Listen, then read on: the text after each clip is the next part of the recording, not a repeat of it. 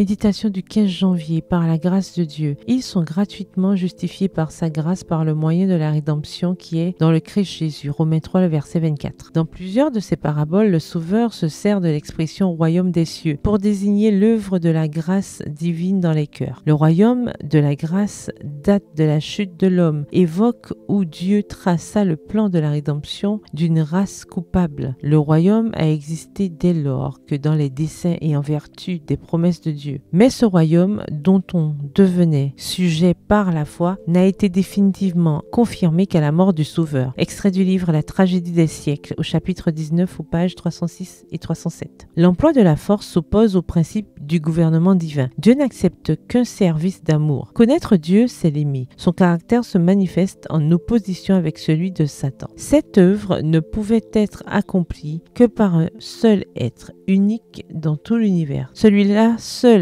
qui connaissait la hauteur et la profondeur de l'amour de Dieu était capable de le révéler. Il ne faut pas voir dans le plan de la rédemption le produit d'une réflexion tardive, consécutive à la chute d'Adam. Il s'agit de la révélation du mystère tenu secret dès l'origine des temps. Romains 16, verset 25. Cette révélation dévoila les principes qui, dès les âges éternels, sont à la base du trône de Dieu. Dieu n'est pas l'auteur du péché, mais il en a prévu l'existence et il s'est préparé à faire face à cette terrible éventualité. Si grand était son amour pour le monde qu'il s'est engagé à donner son Fils unique, afin que quiconque croit en lui ne périsse pas, mais qu'il ait la vie éternelle. Extrait du livre Jésus-Christ au chapitre 1, aux pages 13 et 14. Quand le péché est apparu, il y avait déjà un sauveur. Bien que sachant qu'il souffrirait, le Christ est néanmoins devenu un substitut de l'être humain. Et dès qu'Adam a péché, le Fils de Dieu s'est présenté comme caution pour la race humaine. Cette caution possédait la même puissance, celle d'éviter au coupable le châtiment qui avait été prononcé sur lui, que la mort même du Sauveur sur la croix du Calvaire. Extrait du livre The SDA Bible Commentary, le commentaire biblique adventiste, au volume 1, le chapitre Genèse 3 et la page 1084. Quel amour, quelle merveilleuse compassion! Le roi de gloire était disposé à s'abaisser jusqu'à l'humanité déchue. Il se proposait de placer ses pieds